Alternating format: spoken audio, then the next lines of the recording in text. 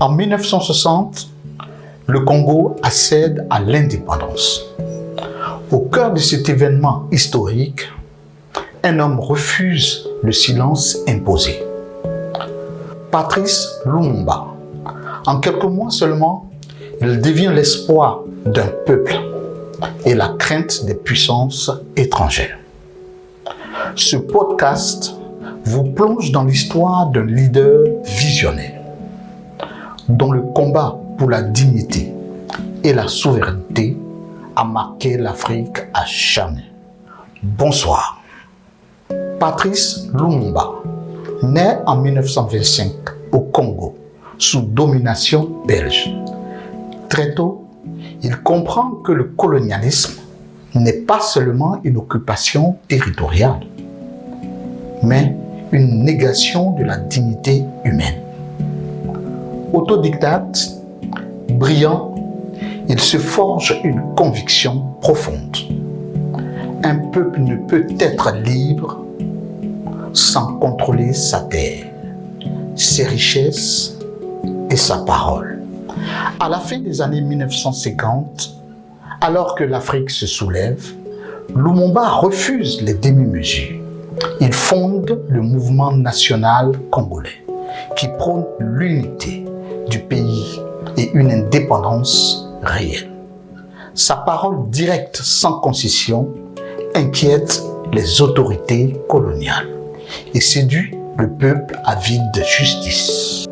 Le 30 juin 1960, jour de l'indépendance du Congo, Lumumba prononce un discours resté célèbre. Face au roi de Belgique, il rappelle les humiliations, les violences et l'exploitation subie par les Congolais. Ce discours bouleverse l'ordre établi. Pour son peuple, il incarne la dignité retrouvée. Pour les puissances occidentales, il devient un danger à abattre. Devenu Premier ministre, Lumumba hérite d'un pays fragile, miné par les divisions internes et les ingérences étrangères. L'armée se mutine. Certaines provinces font sécession. Lumumba résiste et appelle à l'aide internationale. Face à l'inaction, il se retrouve isolé, accusé et trahi dans le contexte tendu de la guerre froide. Arrêté, humilié publiquement, Lumumba ne renie jamais ses idées. Dans ses lettres, il affirme sa foi en l'avenir du Congo et en la justice historique. Le 17 janvier 1961, il est assassiné dans le secret avec la complicité des forces locales et étrangères.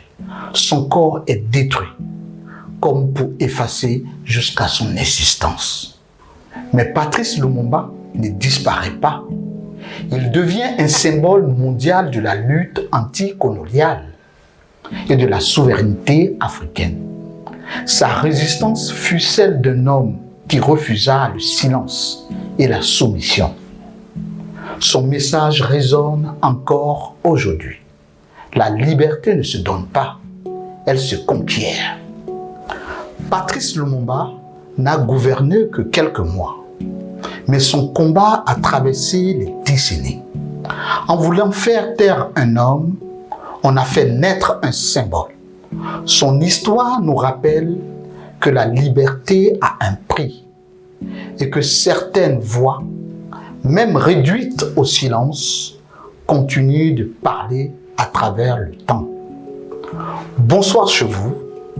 On se dit rendez-vous pour un prochain numéro de Black Diamond sur votre chaîne Shafik Art TV.